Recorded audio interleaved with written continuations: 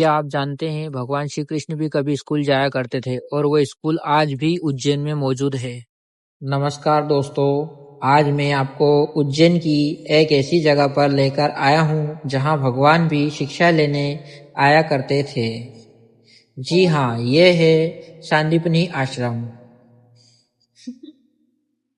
वह पवित्र स्थान जहाँ भगवान श्री कृष्ण, बलराम और सुदामा अपने गुरु महर्षि सांदीपनी से शिक्षा प्राप्त की थी। जब हम श्री कृष्ण जी का नाम लेते हैं तो उनके चमत्कार याद आते हैं, लेकिन यहाँ आकर पता चलता है कि भगवान बनने से पहले उन्होंने भी एक शिष्य बनकर ज्ञान प्राप्त किया था।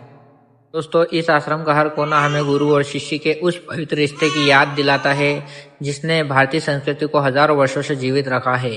और यह है गोमती कुंड। मान्यता है कि गुरु दक्षिणा के समय श्री कृष्ण ने उनके अनेक तीर्थों का जल यहाँ प्रकट किया है।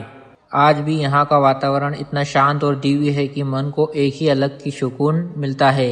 महाकाल की नगरी उज्जैन में स्थित यह आश्रम हमें बहुत ही बड़ी सीख देता है। जीवन में चाहे कितनी भी सफलता मिल जाए, गुरु का स्थान हमेशा ऊंचा सबसे होता है। और अगर आप भी कभी उज्जैन आए तो महाकाल के दर्शन के साथ सांदीपनी आश्रम के दर्शन भी अवश्य करें। जय श्री कृष्णा, जय श्री महाकाल।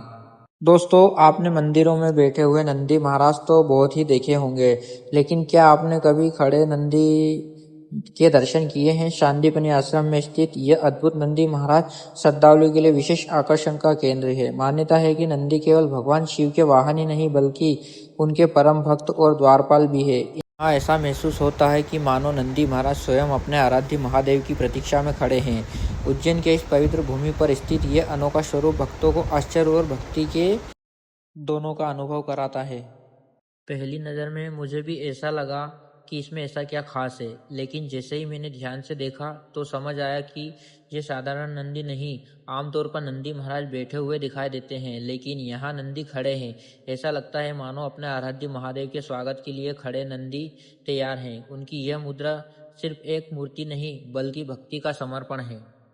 सांदीपनी आश्रम का यह अनोखा नंदी श्रद्धालु को एक अलग ही संदेश देता है कि सच्चा भक्त अपने प्रभु के लिए हर पल तत्पर रहता है।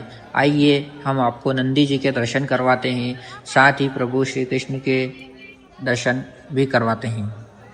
दोस्तों, सनातन परंपराओं में 64 कलाओं का बहुत महत्वपूर्ण बताया गया है। मान्यता है कि श्री कृष्ण 64 कला में निपुण थे। ये केवल पढ़ाई नहीं थी बल्कि जीवन को संपूर्ण बनाने वाली विभिन्न विद्याएं और कौशल थे।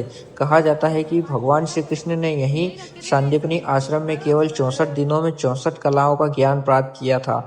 ये कलाएं सिर्फ शिक्षा नहीं थी बल्कि जीवन को सफल और संतुलित बनाने की संपूर्ण विद्या थी। आज भी यहाँ स्थान हमें ज्ञान और गुरु के महत्व की याद दिलाता है कि श्री कृष्ण ने अपने गुरु से यह संपूर्ण ज्ञान प्राप्त किया था।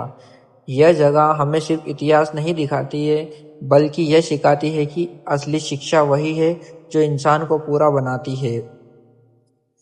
ज्ञान सिर्फ नौकरी के लिए नहीं बल्कि जीवन को समझने के लिए होता है।